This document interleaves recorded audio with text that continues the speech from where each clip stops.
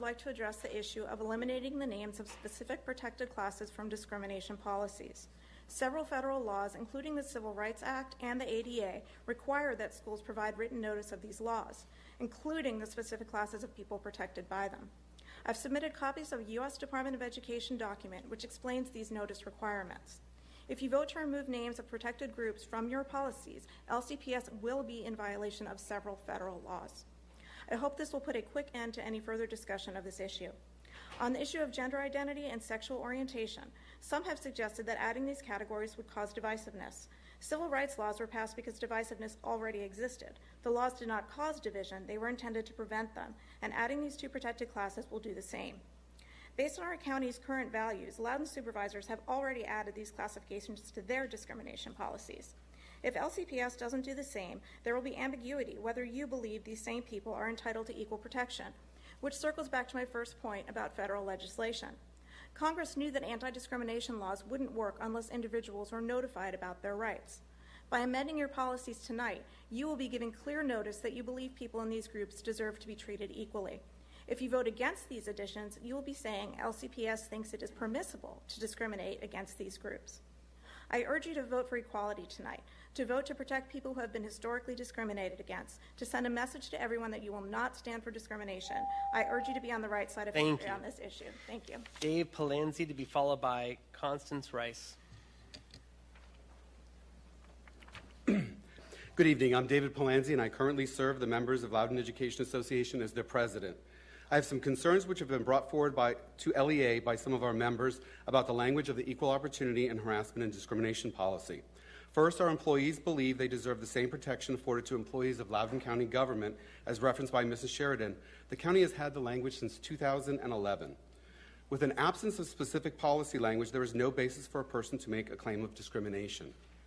From a 2006 NEA publication on harassment, the National Education Association has a long history of fighting for the equality of all individuals.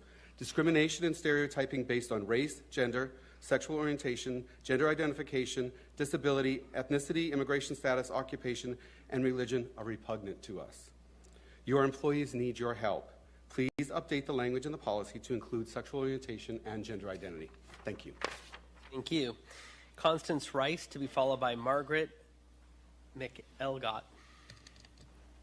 Hello, my name is Connie Rice. I live in Leesburg. I am a member of the Equality Virginia Transgender Speakers Bureau. 18% of the people in the United States claim to have seen a ghost. 16% claim to have seen a transgender person. So, transgender person.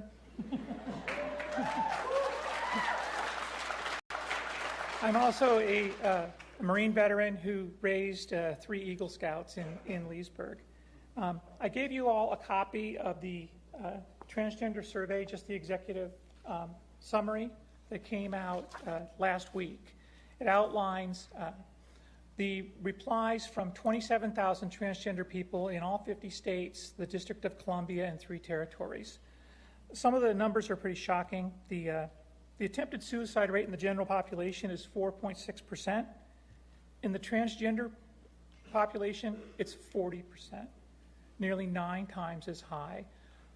Those numbers shrink dramatically when people are in a supporting environment. I'm not going to have time to go through all these statistics, but I know that in school, 24% of the respondents said that they'd been physically attacked, 13% had been sexually assaulted, and 17% had left school because of harassment. Anecdotally, I know a teacher lives in Virginia who works in across the river that she left her job because she was so severely, okay, thank you. Thank you.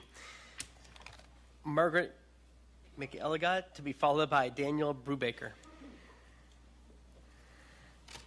I'm here to speak both as a parent and a clinical social worker.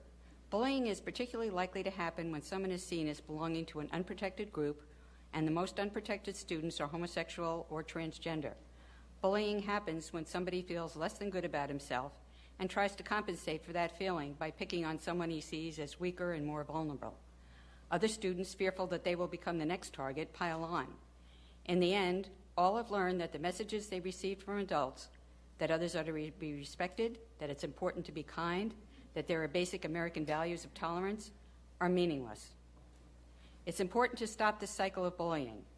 Those who are bullied are more likely to drop out of school, underperform, and resort to drugs and alcohol. We have all seen stories of children driven to suicide by bullying.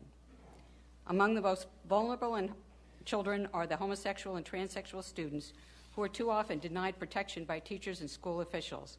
The school has an obligation to protect all of its students. If this policy against discrimination avoided even one suicide, it would be well worth doing.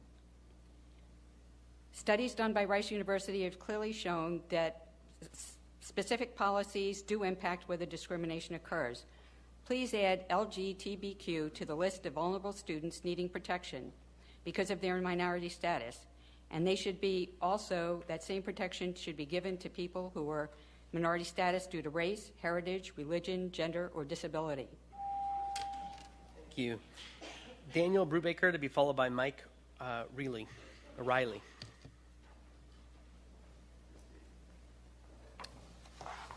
My name is Daniel Brubaker. I'm a Lovettsville resident with 3 daughters in Loudoun County Public Schools. I'm here to speak in favor of removing the categorical language, all the categories from the policies.